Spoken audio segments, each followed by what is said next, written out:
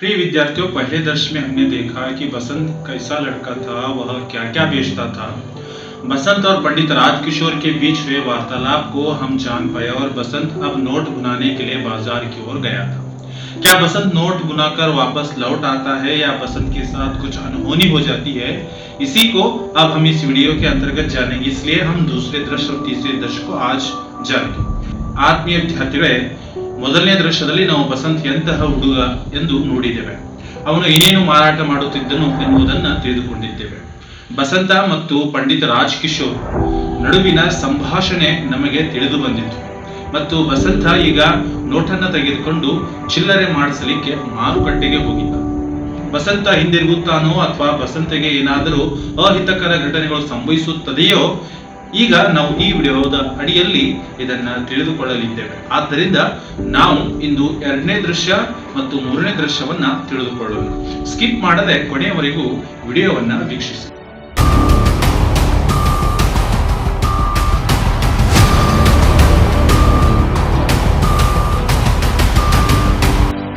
Hi, welcome back to Jakher academy.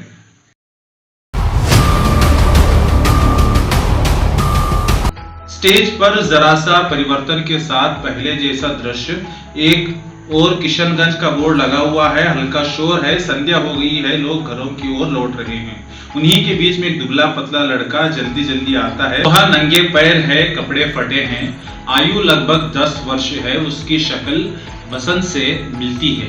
वह उसका छोटा भाई प्रताप है. वह आते जाते व्यक्तियों से कुछ पूछ रहा है. उसके मुख पर ವ್ಯಾಘ್ರತಾ है. ವೇದಿಕೆಯ ಮೇಲೆ ಸ್ವಲ್ಪ ಬದಲಾವಣೆಯೊಂದಿಗೆ ಮೊದಲಿನ ಅದೇ ದೃಶ್ಯ ಮತ್ತು ಒಂದು ಕಡೆ ಕಿಶನ್ಗಂಜ್ ಬೋರ್ಡ್ ಅನ್ನ ಹಾಕಲಾಗಿದೆ. ಸ್ವಲ್ಪ ಶಬ್ದವಿದೆ, ಸ್ವಲ್ಪ ಗದ್ದಲವಿದೆ ಹಾಗೂ ಸಂಜೆಯ ಸಮಯವಾಗಿದೆ. ಜನರು ತಮ್ಮ ತಮ್ಮ ಮನೆಗಳಿಗೆ ಹಿಂದಿರುಗುತ್ತಿದ್ದಾರೆ. ಇದೆಲ್ಲದರ ನಡುವೆ ಒಬ್ಬ ತೆಳ್ಳಗೆ ಇರುವಂತಹ ಹುಡುಗ ಬೇಗ ಬೇಗ ಬರುತ್ತಾನೆ. ಅವನ ಕಾಲುಗಳು ಬರಿದಾಗಿವೆ, ಅವನ ಬಟ್ಟೆಗಳು ಹರಿದಿವೆ. ಅವನ ವಯಸ್ಸು ಸುಮಾರು 10 ವರ್ಷ ಆಗಿರಬಹುದು. ಅವನ ಮುಖ ಬಸಂತನ ಮುಖವನ್ನ ಹೋಲುತ್ತದೆ. ಅವನೇ ಬಸಂತನ ಕಿರಿಯ ಸಹೋದರ ಪ್ರತಾಪ. ಅವನು ದಾರಿಯಲ್ಲಿ ಹೋಗುತ್ತಿರುವವರೆಗೆ ಅವನು ಏನೋ ಕೇಳುತ್ತಿದ್ದಾನೆ. ಅವನ ಮುಖವು ಆತಂಕದಿಂದ ಅಂದ್ರೆ ಗಾಂಭೀರ್ಯತೆಯಿಂದ ಕೂಡಿಕೊಂಡಿದೆ. ಪ್ರತಾಪ್, क्यों जी, किशनगंज यही है? एक व्यक्ति, हाँ प्रताप. पंडित राजकिशोर कहाँ रहते हैं? एक व्यक्ति, कौन राजकिशोर? ಬಸಂತ ಕೇಳುತ್ತಾನೆ. ಏಕೆ, ಇದು ಕಿಶನ್ಗಂಜ್ ತಾನೆ ಅಂತ ಒಬ್ಬ ವ್ಯಕ್ತಿಗೆ ಕೇಳುತ್ತಾನೆ. ಅವಾಗ ಒಬ್ಬ ವ್ಯಕ್ತಿ ಹೌದು. ಅವಾಗ ಪ್ರತಾಪ ಕೇಳುತ್ತಾನೆ, ಪಂಡಿತ್ ರಾಜಕಿಶೋರ್ ಎಲ್ಲಿರುತ್ತಾರೆ? ಆ ವ್ಯಕ್ತಿ ಹೇಳುತ್ತಾನೆ, ಯಾರು ರಾಜಕಿಶೋರ ಅಂತ ಕೇಳುತ್ತಾನೆ.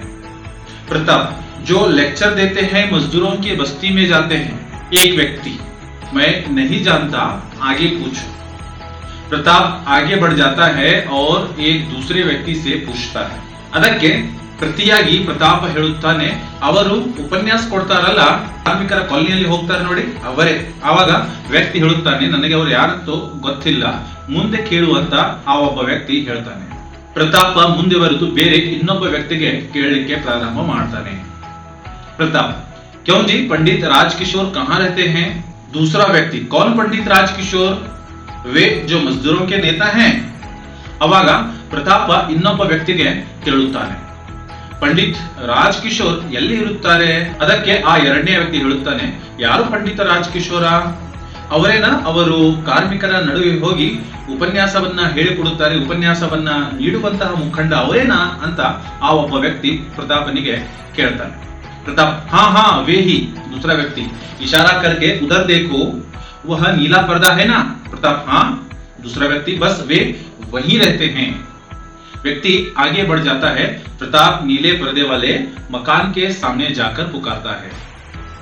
ಪ್ರತಾಪ ಹೇಳುತ್ತಾನೆ, ಹಾ ಹಾ ಅವರೇ. ಎರಡನೇ ವ್ಯಕ್ತಿ ಕೈ ಸನ್ನೆಯನ್ನ ಮಾಡಿ ಹೇಳುತ್ತಾನೆ, ಅಲ್ಲಿ ನೋಡು, ಅಲ್ಲಿ ನೋಡು, ನೀಲಿ ಬಣ್ಣದ ಪರದೆ ಕಾಣುತ್ತಿದೆ ಅಲ್ಲವೇ? ಅವರು ಅಲ್ಲಿಯೇ ಇರುವುದು ಅಂತ ಪ್ರತಾಪನಿಗೆ ಆ ಎರಡನೇ ವ್ಯಕ್ತಿ ಹೇಳುತ್ತಾನೆ. ಇಷ್ಟು ಹೇಳಿ ಆ ವ್ಯಕ್ತಿ ಮುಂದಕ್ಕೆ ಹೋಗುತ್ತಾನೆ. ಪ್ರತಾಪ ನೀಲಿ ಬಣ್ಣದ ಪರದೆಯ ಮನೆಯ ಮುಂದೆ ಹೋಗಿ ಕರೆಯುತ್ತಿದ್ದಾನೆ. ಪ್ರತಾಪ್, राजकिशोर जी, पंडित राजकिशोर जी. अंदर से आवाज आती है, राजकिशोर कौन? खिड़की से झांक कर देखते हैं. क्यों भाई, क्या बात है?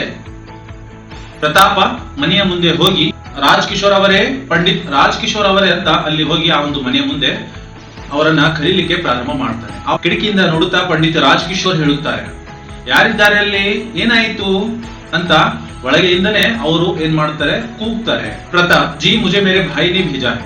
राज किशोर तुम्हारा भाई, ठहरो मैं आता हूं, बाहर आकर. तेरा भाई कौन है बच्चे. ಅದಕ್ಕೆ ಪ್ರತಾಪ ಹೇಳುತ್ತಾನೆ, ಯಾವಾಗ ಅವರು ಒಳಗಿನಿಂದ ಸೌಂಡ್ ಅನ್ನ ಕೊಡ್ತಾರೆ, ನನಗೆ ನನ್ನ ಸಹೋದರ ಕಳುಹಿಸಿದ್ದಾನೆ. ಇಷ್ಟು ಕೇಳಿದ ಮೇಲೆ ರಾಜ್ ಕಿಶೋರ್ ಅವರು, ನಿನ್ನ ಸಹೋದರನ ಸ್ವಲ್ಪ ತಡಿ, ನಾನೇನ್ ಮಾಡ್ತೇನೆ, ಹೊರಗಡೆ ಬಂದು ಬಿಡುತ್ತೇನೆ. ಹೊರಗಡೆ ಬಂದು ಕೇಳುತ್ತಾರೆ, ನಿನ್ನ ಸಹೋದರ ಯಾರು ಮಗುವೆ, ನಿನ್ನ ಸಹೋದರ ಯಾರು ಮಗುವೆ ಅಂತ ಕೇಳ್ತಾರೆ. प्रताप आज दोपहर को उसने आपको एक छलनी बेची थी. राज किशोर हाँ, आज मैंने एक लड़के से एक छलनी ली थी, 1 रुपये का नोट दिया था. ಪ್ರತಾಪ ಹೇಳುತ್ತಾನೆ, ಇವತ್ತು ಮಧ್ಯಾಹ್ನ ಅವನು ನಿಮಗೆ ಏನ್ ಮಾಡಿದ್ದಾನೆ, ಛಲನಿ ಅಂದ್ರೆ ಚಾಣಿಗೆಯನ್ನೇ ಮಾರಿದ್ದ. ಅದಕ್ಕೆ ರಾಜ್ ಕಿಶೋರ್ ಅವರು ಹೇಳುತ್ತಾರೆ, ಹೌದು, ಒಬ್ಬ ಹುಡುಗನಿಂದ, ಒಬ್ಬ ಬಾಲಕನಿಂದ ಒಂದು ಛಲನಿ ಅಂದ್ರೆ ಚಾಣಿಗೆಯನ್ನ ಖರೀದಿ ಮಾಡಿದ್ದೆ, ತೆಗೆದುಕೊಂಡಿದ್ದೆ. ಅವನ ಕೈಗೆ 1 ರೂಪಾಯಿ ನೋಟನ್ನ ಕೂಡ ನಾನು ಕೊಟ್ಟಿದ್ದೆ ಅಂತ ಅವರು ತಿಳಿಸ್ಕೊಳ್ತಾರೆ, ಕೊಟ್ಟಿದ್ದೆ ಅಂತ ಹೇಳ್ತಾರೆ.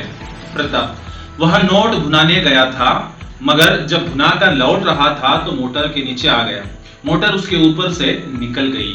ಪ್ರತಾಪ್ ಹೇಳುತ್ತಾನೆ, ಅವನು 1 ರೂಪಾಯಿಯ ನೋಟನ್ನ ಚಿಲ್ಲರೆ ಮಾಡಿಕೊಳ್ಳುವುದಕ್ಕನೇ ಹೋಗಿದ್ದ ಮಾರುಕಟ್ಟೆಯಲ್ಲಿ. ಆದರೆ ಚಿಲ್ಲರೆ ಮಾಡಿಕೊಂಡು ಮರಳಿ ಬರುವಾಗ ಅವನು ಒಂದು ಮೋಟರ್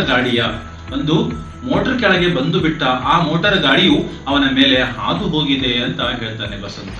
ಪ್ರತಾಪ राज किशोर अचरज, क्या मोटर उसके ऊपर से निकल गई. प्रताप उसका सामान, पैसे सब बिखर गए, उसके दोनों पैर कुचले गए. राज किशोर पैर कुचले गए. ರಾಜ್ ಕಿಶೋರ್ ಆಶ್ಚರ್ಯದಿಂದ ಕೇಳುತ್ತಾರೆ, ಏನು, ಮೋಟಾರ್ ಗಾಡಿ ಅವನ ಮೇಲೆಯಿಂದ ಹಾದು ಹೋಯಿತಾ. ಅದಕ್ಕೆ ಪ್ರತಾಪ ಅತೀವ ದುಃಖದಿಂದ ಹೇಳುತ್ತಾನೆ, ಅವನ ವಸ್ತು, ದುಡ್ಡು ಎಲ್ಲಾ ಚಲ್ಲಾಪಿಲ್ಲಿಯಾಗಿ ಹೋದವು. ಅವನ 2 ಕಾಲುಗಳು ಜಬ್ಬಿಕೊಂಡಿದ್ದಾವೆ, ಅಂದರೆ ಬಹಳಷ್ಟು ಗಾಯಗಳಾಗಿದ್ದಾವೆ ಅವನ ಕಾಲುಗಳಿಗೆ ಅಂತ ಪ್ರತಾಪ ಹೇಳ್ತಾನೆ. ರಾಜ್ ಕಿಶೋರ್ ಅವರ ಭಯದಿಂದ ಕೇಳುತ್ತಾರೆ, ಅವನ ಕಾಲುಗಳು ಜಬ್ಬಿಕೊಂಡಿದ್ದಾವ. ಪ್ರತಾಪ್ जी हाँ, इसलिए वह आपके पास न आ सका, वह बेहोश हो गया था, बड़ी मुश्किल से उसे घर ले गए. बड़ी देर में जब उसे होश आया तो उसने मुझे आपके पैसे लौटाने कहा, मैं आपके 14.5 आने लौटाने आया हूँ. ಪ್ರತಾಪ ದುಃಖದಿಂದ ಹೇಳುತ್ತಾನೆ, ಹೌದು, ಮತ್ತು ಅದಕ್ಕಾಗಿ ಅವನು ನಿಮ್ಮ ಬಳಿ ಬರಲು ಸಾಧ್ಯವಾಗಲಿಲ್ಲ. ಅವನು ಆಕ್ಸಿಡೆಂಟ್ ಆದ ಮೇಲೆ ಮೂರ್ಛೆ ಹೋಗಿದ್ದ. ಬಹಳ ಕಷ್ಟದಿಂದ ಅವನಿಗೆ ಮನೆಗೆ ಕರೆದುಕೊಂಡು ಹೋಗಿದ್ದಾರೆ. ಬಹಳ ಸಮಯದ ನಂತರ ಅವನಿಗೆ ಪ್ರಜ್ಞೆ ಬಂದ ಮೇಲೆ ನಿಮ್ಮ ಹಣ ವಾಪಸ್ ಮರಳಿ ಕೊಡಲು ತಿಳಿಸಿದ್ದಾನೆ. ನಿಮ್ಮ 14 ಆನೆಯನ್ನ ನಾನು ತಂದಿದ್ದೇನೆ ಅಂತ ಪ್ರತಾಪ್ ಹೇಳ್ತಾನೆ. ರಾಜ್ ಕಿಶೋರ್ मेरे 14.5 आने लाए हो, उसने भेजा है, लेकिन बच्चे वह अब कहां है. ರಾಜ್ ಕಿಶೋರ್ ಹೇಳ್ತಾರೆ, ಏನೋ ಒಂದು ಕಳೆದುಕೊಂಡಂತೆ ಆಗತ್ತೆ. ಆಶ್ಚರ್ಯದಿಂದ ಕೇಳ್ತಾರೆ, ನನ್ನ 14 ಆನೆಯನ್ನ ಉಳಿಸಲು ಕಳಿಸಿದ್ದಾನ, ಆದ್ರೆ ಮಗುವೆ ಅವನು ಈಗ ಎಲ್ಲಿದ್ದಾನೆ ಅಂತ ಪ್ರಶ್ನೆಯನ್ನ ಮಾಡ್ತಾರೆ. ಪ್ರತಾಪ್ घर. राज किशोर घर में कौन है. प्रताप कोई नहीं. राज किशोर कोई नहीं. प्रताप जी हाँ, मैं और मेरा भाई, हम दोनों भीखू आहिर के घर में रहते हैं. ಪ್ರತಾಪ ಅವರಿಗೆ ಹೇಳ್ತಾನೆ, ಬಸಂತ ಈಗ ಎಲ್ಲಿದ್ದಾನೆ ಅಂದ್ರೆ ಮನೆಯಲ್ಲಿದ್ದಾನೆ. ಅದಕ್ಕೆ ರಾಜ್ ಕಿಶೋರ್ ಅವರು ಕೇಳ್ತಾರೆ, ನಿಮ್ಮ ಮನೆ ಎಲ್ಲಿದೆ ಮತ್ತು ನಿಮ್ಮ ಮನೆಯಲ್ಲಿ ಯಾರು ಇದ್ದಾರೆ. ಅದಕ್ಕೆ ಪ್ರತಾಪ್ ಹೇಳುತ್ತಾನೆ, ನಮ್ಮ ಮನೆಯಲ್ಲಿ ಯಾರೂ ಇಲ್ಲ. ರಾಜ್ ಕಿಶೋರ್ ಅವರು ಕೇಳ್ತಾರೆ, ಯಾರೂ ಇಲ್ವಾ. ಅದಕ್ಕೆ ಪ್ರತಾಪ ಹೇಳುತ್ತಾನೆ, ಹೌದು, ನಾನು ಮತ್ತು ನನ್ನ ಸಹೋದರ ಅಂದ್ರೆ ಬಸಂತ, ನಾವಿಬ್ರು ಎಲ್ಲಿರ್ತೀವಿ ಅಂದ್ರೆ ನಾವಿಬ್ರು ಜನ ಭೀಕು ಅಹಿರನ ಮನೆಯಲ್ಲಿ. ಇಲ್ಲಿ ಅಹಿರ್ ಅಂದ್ರೆ ಗೋವುಗಳನ್ನ ಮೇಯಿಸುವವನು, ಅಂದ್ರೆ ಒಬ್ಬ ಗೊಲ್ಲನ ಮನೆಯಲ್ಲಿ ನಾವಿಬ್ರು ಇರುತ್ತೇವೆ ಅಂತ ಪ್ರತಾಪ ಹೇಳ್ತಾನೆ. ರಾಜ್ ಕಿಶೋರ್ तुम्हारे माँ बाप क्या. प्रताप वे मारे गए, दंगों के दिनों में उन्हें किसी ने मार डाला. राज किशोर उन्हें किसी ने मार डाला. तुम दोनों भीखू आहिर के घर में रहते हो. बच्चे रो मत, मैं अभी तुम्हारे साथ चलता हूं, अभी. ರಾಜ್ ಕಿಶೋರ್ ಅವರು ಪ್ರತಾಪನಿಗೆ ತಂದೆ ತಾಯಿಯವರ ಬಗ್ಗೆ ವಿಚಾರಿಸಿದಾಗ ಪ್ರತಾಪ ಅಳಲಿಕ್ಕೆ ಪ್ರಾರಂಭ ಮಾಡ್ತಾನೆ. ಹೇಳ್ತಾನೆ, ಅವರುಗಳು ಕೊಲ್ಲಲ್ಪಟ್ಟಿದ್ದಾರೆ.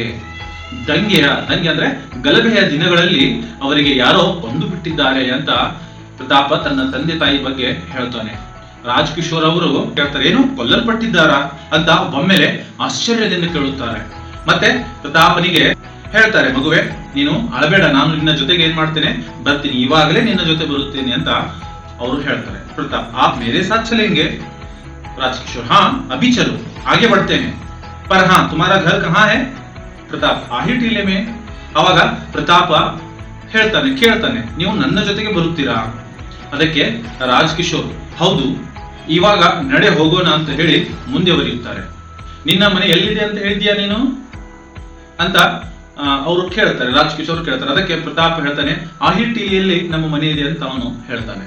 ರಾಜಕಿಶೋರ್, अंदर की ओर देखकर, अमर सिंह, मैं आहिर टीला जा रहा हूँ, तुम इसी वक्त डॉक्टर वर्मा को लेकर वहां आओ, कहना कि एक लड़के की टांगों पर टांगे मोटर के नीचे आकर कुचली गई हैं, जल्दी करो, भीको आहिर का घर पूछ लेना, मुड़कर आओ बच्चे, चले.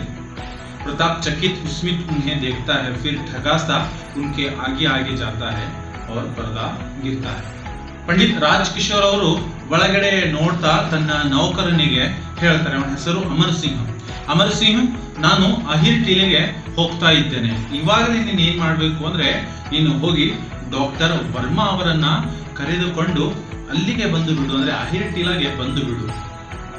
ಹೇಳು, ಒಬ್ಬ ಬಾಲಕನ ಕಾಲುಗಳು ಮೋಟಾರ್ ಗಾಡಿಯ ಕೆಳಗಡೆ ಬಂದು ಜಜ್ಜಿಕೊಂಡಿದ್ದಾವೆ ಅಥವಾ ಬಹಳಷ್ಟು ಅವನಿಗೆ ಗಾಯಗಳಾಗಿದ್ದಾವೆ, ಹೋಗು, ಬೇಗ ಹೋಗು, ಅಲ್ಲಿ ಬಂದು ಭಿಕ್ಕು ಆಹಿರನ ಮನೆಯನ್ನ ಕೇಳಿಬಿಡುವಂತ ಹೇಳ್ತಾರೆ. ಪ್ರತಾಪನ ಕಡೆ ತಿರುಗಿ, ನಡೆ ನಾವು ಇವಾಗ ಹೋಗೋಣ ಅಂತ ಪಂಡಿತ್ ರಾಜಕಿಶೋರ್ ಅವರು ಪ್ರತಾಪನ್ನ ಕರೆದುಕೊಂಡು ಹೋಗ್ತಾರೆ. ಪ್ರತಾಪ ಅವರನ್ನ ಬಹಳಷ್ಟು ಬೆರಗಿನಿಂದ ನೋಡ್ತಾನೆ. ನಂತರ ಹಾಗೆ ಸುಮ್ಮನೆ ಅವರ ಮುಂದೆ ಮುಂದೆ ಅವನಿಗೇನು ತೋಚೋದೇ ಇಲ್ಲ, ಮುಂದೆ ಮುಂದೆ ಹೋಗ್ಲಿಕ್ಕೆ ಪ್ರಾರಂಭ ಮಾಡ್ತಾನೆ.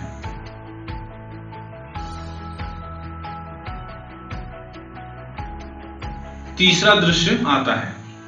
स्टेज पर एक कच्चे घर के अंदर के ओसरे का दृश्य. जमीन पर दरी बिछी है, उस पर बसंत लेटा हुआ है. रह रह कर दर्द से कर्रा उठता है. प्रताप और राजकिशोर का प्रवेश.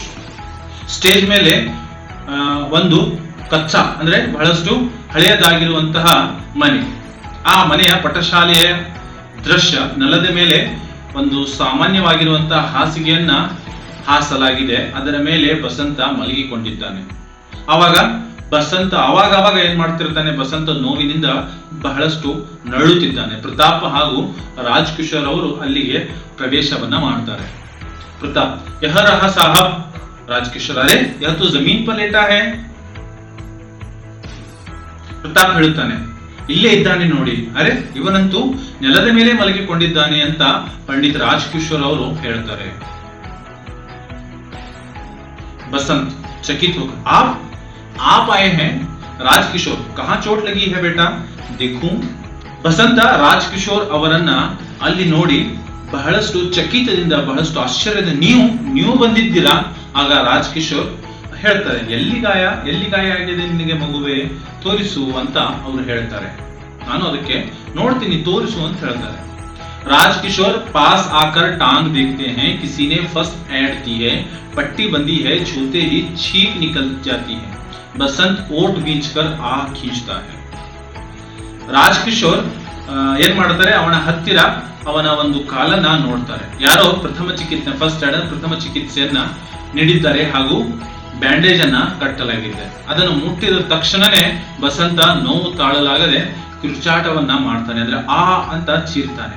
ಬಸಂತ ಒಂದು ಚುಚ್ಚಿದ ತುಟಿಗಳ ಮೂಲಕ ನಿಟ್ಟುಸಿರು ಬಿಡುತ್ತಾನೆ.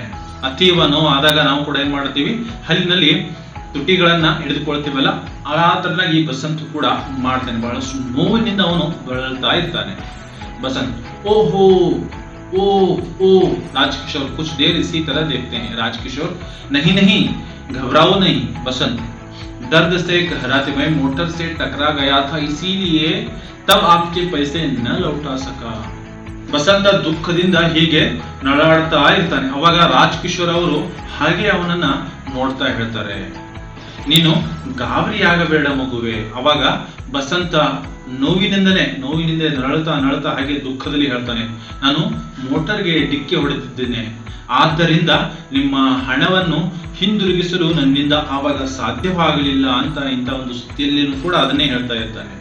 ರಾಜಕಿಶೋರ್, उस बात की चिंता न करो बेटा, मैंने डॉक्टर को बुलवाया है, तुम ठीक हो जाओगे. बसंत डॉक्टर को बुलवाया है, उतने में डॉक्टर का प्रवेश। ಅದಕ್ಕೆ ರಾಜ್ ಕಿಶೋರ್ ಅವರು ಹೇಳ್ತಾರೆ, ಅವನು ದುಡ್ಡಿನ ಮಾತು ಹೇಳುವಾಗ, ಆ ಮಾತಿನ ಚಿಂತೆಯನ್ನು ನೀನು ಈಗ ಮಾಡಲೇಬೇಡ ಮಗನೇ, ಮಗುವೆ, ನಾನು ಡಾಕ್ಟರ್ ಅನ್ನ ಏನ್ ಮಾಡಿದ್ದೀನಿ, ಕರೆಸಿದ್ದೀನಿ, ನೀನು ಬೇಗ ಗುಣಮುಖ ಆಗುತ್ತೀಯಾ. ಅದಕ್ಕೆ ಬಸಂತ್ ಹೇಳ್ತಾನೆ, ಡಾಕ್ಟರ್ ಅನ್ನ ಕರೆದಿದ್ದೀರಾ? ಅಷ್ಟೊಳಗಾಗಿ ಏನ್ ಮಾಡ್ತಾರೆ, ಡಾಕ್ಟರ್ ಬಂದೇ ಬಿಡ್ತಾರೆ. डॉक्टर, हेलो पंडित जी, मैंने इसे बाजार में देखा है. राज किशोर, जी हाँ, जरा देखिए तो. डॉक्टर अಲ್ಲಿಗೆ ಬಂದು ಹೇಳ್ತಾರೆ, हेलो पंडित जी, ನಾನು ಇವನನ್ನ ಈ ಬಾಲಕನಿಗೆ ಮಾರುಕಟ್ಟೆಯಲ್ಲಿ ನೋಡಿದ್ದೇನೆ. ರಾಜ್ ಕಿಶೋರ್ ಅವರು ಕೂಡ ಹೇಳ್ತಾರೆ, ಹೌದು, ಇವನು ಇರೋದು ಮಾರುಕಟ್ಟೆಯಲ್ಲಿ, ಇವನಿಗೆ ಏನಾಗಿದೆ ಅಂತ ಒಂದ್ಸಲ ನೋಡಿ ಅಂತ ಡಾಕ್ಟರ್ಗೆ ಅವ್ರು ಹೇಳ್ತಾರೆ. डॉक्टर पैर देखते हैं, बसंत जोर से ओट भींचता है. प्रताप की आंखों से आंसू झरते हैं. वह कभी भाई को देखता है, कभी डॉक्टर को. राजकिशोर उत्सुकता से पूछते हैं. ವೈದ್ಯರು ಪಾದಗಳನ್ನು ಕಾಲುಗಳನ್ನು ನೋಡ್ತಾರೆ. ಬಸಂತ ಜೋರಾಗಿ ತುಟಿಗಳನ್ನ ಕಚ್ಚಿಕೊಳ್ತಾನೆ. ಪ್ರತಾಪನ ಕಣ್ಣುಗಳಿಂದ ಕಣ್ಣೀರು ಬರಲಿಕ್ಕೆ ಪ್ರಾರಂಭ ಆಗ್ತವೆ. ಕೆಲವೊಮ್ಮೆ ಪ್ರತಾಪ ತನ್ನ ಸಹೋದರನತ್ತ ನೋಡ್ತಾನೆ, ಕೆಲವೊಮ್ಮೆ ವೈದ್ಯರತ್ತ ಅಂದ್ರೆ ಡಾಕ್ಟರ್ ಹತ್ತ ನೋಡ್ತಾನೆ. ಅವಾಗ ರಾಜ್ ಕಿಶೋರ್ ಅವರು ಬಹಳಷ್ಟು ಕುತೂಹಲದಿಂದ ಕೇಳ್ತಾರೆ, ಏನಾಗಿದೆ ಅಂತ ಹೇಳಿ. ರಾಜ್ ಕಿಶೋರ್, ಕ್ಯೂ ಡಾಕ್ಟರ್, ಠೀಕ್ ಹೋ ಜಾಯೇಗಾ ನಾ? ರಾಜ್ ಕಿಶೋರ್ ಅವರು ಡಾಕ್ಟರ್ಗೆ ಕೇಳ್ತಾರೆ, ಇವನು ಸರಿ ಹೋಗ್ತಾನೆ ಅಲ್ವಾ ಡಾಕ್ಟರ್ ಸಾಹೇಬರೇ ಅಂತ ಕೇಳ್ತಾರೆ.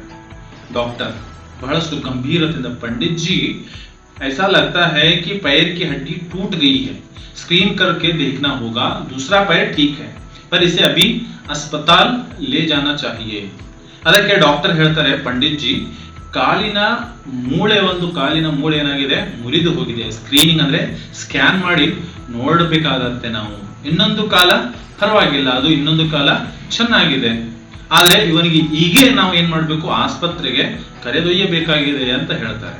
डॉक्टर ಹೇಳ್ತಾರೆ. राजकिशोर, तो क्या हुआ, अभी ले चलो, मैं एम्बुलेंस के लिए फोन कराता हूँ. डॉक्टर, जी हाँ, कल आइए, मैं तब तक इंजेक्शन लगाता हूँ. ಅದಕ್ಕೆ ರಾಜ್ ಕಿಶೋರ್ ಅವರು ಹಾಸ್ಪಿಟಲ್ ಮಾತನ್ನು ಕೇಳಿದಾಗ ಹೇಳ್ತಾರೆ, ಏನಾಯ್ತು, ಇವಾಗಲೇ ನಾವು ಇವನನ್ನ ಎಲ್ಲಿಗೆ, ಆಸ್ಪತ್ರೆಗೆ ತೆಗೆದುಕೊಂಡು ಹೋಗೋಣ, ನಾನು ಆಂಬುಲೆನ್ಸ್ಗೆ ಕಾಲ್ ಮಾಡಿ ಬರುತ್ತೇನೆ. ಅದಕ್ಕೆ ಡಾಕ್ಟರ್ ಅವರು ಹೇಳ್ತಾರೆ, ಆಯ್ತು, ನೀವು ಏನ್ ಮಾಡಿ ಆಂಬುಲೆನ್ಸ್ಗೆ ಫೋನ್ ಅನ್ನ ಮಾಡಿ ಬನ್ನಿ, ಆವಾಗಿನವರೆಗೆ ನಾನು ಇವನಿಗೆ ಏನ್ ಮಾಡ್ತೀನಿ, ಇಂಜೆಕ್ಷನ್ ಕೊಡ್ತಾ ಇರ್ತೀನಿ ಅಂತ ಡಾಕ್ಟರ್ पंडित राज किशोर ಅವರು ಹೇಳ್ತಾರೆ. बसंत आंखें खोलकर, आप क्या कर रहे हैं, मैं गरीब हूं. राज किशोर हंसकर, तुम चिंता मत करो, बस चुपचाप लेटे रहो बेटा. ಇದೆಲ್ಲವನ್ನ ಬಸಂತ ಕೇಳಿಕೊಂಡು ತನ್ನ ಕಣ್ಣನ್ನು ಒಮ್ಮೆ ತೆಗೆದುಕೊಳ್ತಾನೆ. ಅವಾಗ ಹೇಳ್ತಾನೆ, ನೀವು ಏನು ಮಾಡುತ್ತಿದ್ದೀರಾ, ನಾನು ಬಹಳಷ್ಟು ಬಡವನಾಗಿದ್ದಾನೆ, ಆಸ್ಪತ್ರೆಗೆ ಹೋಗುವಷ್ಟು, ಆಂಬುಲೆನ್ಸ್ ಅಲ್ಲಿ ಹೋಗುವಷ್ಟು ದುಡ್ಡು ನನ್ನ ಹತ್ರ ಇಲ್ಲ, ನಾನು ಬಡವನಾಗಿದ್ದೀನಿ ಅಂತ ಹೇಳ್ತಾನೆ. ರಾಜ್ ಕಿಶೋರ್ हंसकर, तुम चिंता मत करो, बस तुम चुपचाप लेटे रहो बेटा. डॉक्टर साहब, जब तक मैं नहीं आता आप यहीं रहे. इसे बचाना ही होगा. यह गरीब है, पर इसमें दुर्लभ गुण है, यह ईमानदार है. डॉक्टर प्रताप की सहायता से इंजेक्शन तैयार करते हैं. बसंत आंखें बंद कर लेता है. क्षण भर के लिए उसके मुख पर शांति और कृतज्ञता उभर आती है. डॉक्टर इंजेक्शन लगाते हैं. बसंत ओठ भींचता है. प्रताप भाई का सिर थामता है और पर्दा गिरता है. ಅವಾಗ ರಾಜ್ ಕಿಶೋರ್ ಅವರು ಹೇಳ್ತಾರೆ, ನಗನಗ್ತಾ ಹೇಳ್ತಾರೆ, ನೀನು ದುಡ್ಡಿನ ಬಗ್ಗೆ, ಆಸ್ಪತ್ರೆ ಬಗ್ಗೆ ಚಿಂತೆ ಮಾಡಬೇಡ, ಹೀಗೆ ಸುಮ್ಮನೆ ನೀನು ಏನ್ ಮಾಡು, ಮಲಗಿಕೊಂಡು ಬಿಡು ಅಂತ ಹೇಳ್ತಾರೆ. ಅದಾದ್ಮೇಲೆ ಡಾಕ್ಟರ್ ಅವರಿಗೆ ಹೇಳ್ತಾರೆ, ಡಾಕ್ಟರ್ ಸಾಹೇಬರೇ, ನಾನು ಬರುವವರೆಗೂ ನೀವು ಇಲ್ಲಿಯೇ ಇರಿ, ಇವನನ್ನ ನಾವು ಏನ್ ಮಾಡ್ಬೇಕಾಗತ್ತೆ, ಉಳಿಸಲೇಬೇಕಾಗುತ್ತೆ. ಇವನು ಬಡವನಾಗಿದ್ದರೂ ಸಹಿತ ಇವನಲ್ಲಿ ಒಂದು ಅಪರೂಪದ ಗುಣವಿದೆ, ಅದೇನೆಂದ್ರೆ ಪ್ರಾಮಾಣಿಕತೆ. ಇದು ಬಹಳಷ್ಟು ಕಠಿಣತೆಯಿಂದ ಬಹಳಷ್ಟು ಕಡಿಮೆ ಜನರಲ್ಲಿ ಸಿಗುವಂತ ಗುಣ ಅಂತ ಹೇಳ್ತಾರೆ. ಅವಾಗ ವೈದ್ಯರು ಪ್ರತಾಪನ ಸಹಾಯವನ್ನು ಪಡೆದುಕೊಂಡು ಇಂಜೆಕ್ಷನ್ ಅನ್ನ ಸಿದ್ಧಪಡಿಸ್ತಾರೆ. ಬಸಂತ ಕಣ್ಣು ಮುಚ್ತಾನೆ. ಒಂದು ಕ್ಷಣ ಅವನ ಮುಖದಲ್ಲಿ ಶಾಂತಿ ಮತ್ತು ಕೃತಜ್ಞತೆ ಕಾಣಿಸಿಕೊಳ್ಳುತ್ತದೆ. ವೈದ್ಯರು ಬಸಂತನಿಗೆ ಇಂಜೆಕ್ಷನ್ ಅನ್ನ ಮಾಡ್ತಾರೆ. ಬಸಂತ ಸ್ವಲ್ಪ ನೋವಿನಿಂದ ತನ್ನ ತುಟಿಗಳನ್ನ ಕಚ್ಚಿಕೊಳ್ಳುತ್ತಾನೆ. ಪ್ರತಾಪ ತನ್ನ ಸಹೋದರನ ತಲೆಯನ್ನ ಅವಾಗ ಏನ್ ಮಾಡ್ತಾನೆ, ಹಿಡಿದುಕೊಳ್ತಾನೆ ಮತ್ತು ಅವಾಗೇನಾಗತ್ತೆ, ಪರದೆ ಬೀಳ್ತದೆ. ಅಂದ್ರೆ ಇಲ್ಲಿಗೆ ಏಕಾಂಕಿ ಮುಗಿತದೆ. अब हम समझेंगे पाठ का आशय. विष्णु प्रभाकर मानव मन के पारखी लेखक हैं. इस एकांकी में उन्होंने स्वाभिमान, पर दुख, कातरता जैसी मानवीय भावनाओं का सुंदर चित्रण किया है। गरीब होकर भी स्वाभिमानी और परिश्रम की कमाई से जीने वाला बसंत और प्रताप एक ओर हैं तो दूसरी ओर कंगालों के प्रति हमदर्दी दिखाते हुए आदर के साथ व्यवहार करने वाले राजकिशोर जैसे पात्र अनुसरणीय है। ವಿಷ್ಣು ಪ್ರಭಾಕರ್ ಮಾನವ ಮನಸ್ಸುಗಳನ್ನ ಅರ್ಥ ಮಾಡಿಕೊಂಡವ ಲೇಖಕರಲ್ಲಿ ಒಬ್ಬರಾಗಿದ್ದಾರೆ. ಈ ಏಕಾಂಕಿಯಲ್ಲಿ ಅವರು ಸ್ವಾಭಿಮಾನ, ಪರರ ದುಃಖಗಳನ್ನ ಅರ್ಥ ಮಾಡಿಕೊಳ್ಳುವ ಮಾನವ ಭಾವನೆಗಳ ಸುಂದರ ಚಿತ್ರಣವನ್ನು ನೀಡಿದ್ದಾರೆ. ಬಡವರಾದರೂ ಸ್ವಾಭಿಮಾನದಿಂದ ದುಡಿದು ಬದುಕುವ ಬಸಂತ ಮತ್ತು ಪ್ರತಾಪ ಒಂದೆಡೆ ಅವರ ಚಿತ್ರಣವನ್ನು ತೋರಿಸಿದರೆ, ಬಡವರ ಬಗ್ಗೆ ಸಹಾನುಭೂತಿ ತೋರುವ ಹಾಗೂ ಗೌರವದಿಂದ ವರ್ತಿಸುವಂತಹ ರಾಜ್ಕಿಶೋರ್ ಅವರಂತಹ ಪಾತ್ರಗಳು ನಿಜವಾಗಲೂ ಅನುಸರಣೆಗೆ ಅರ್ಹವಾಗಿವೆ ಅಂತ ಈ ಒಂದು ಪಾಠದ ಆಶಯ. ಮಕ್ಕಳೇ, ಹೀಗೆ ಬಸಂತ್ ಕಿ ಸಚ್ಚಾಯಿ ಪಾಠದಲ್ಲಿ ಬಸಂತನ ಪ್ರಾಮಾಣಿಕತೆ ಹಾಗೂ ಪಂಡಿತ್ ರಾಜ್ಕಿಶೋರ್ ಅವರ ಮಾನವೀಯ ಗುಣಗಳ ಬಗ್ಗೆ ಸಂಕ್ಷಿಪ್ತ ಪರಿಚಯವನ್ನು ನಾನು ನಿಮಗೆ ಕನ್ನಡದಲ್ಲಿ ಹೇಳಲಿಕ್ಕೆ ಪ್ರಯತ್ನವನ್ನ ಪಟ್ಟಿದ್ದೇನೆ. ಈ ಪಾಠ ನಿಮಗೆ ಅರ್ಥವಾಗಿದೆ ಅಂತ ಅಂದುಕೊಂಡಿದ್ದೇನೆ. To watch such videos, subscribe to Zakar Academy, and if you like this video, share it with your friends. Thank you. See you again in next video. Jai Hind.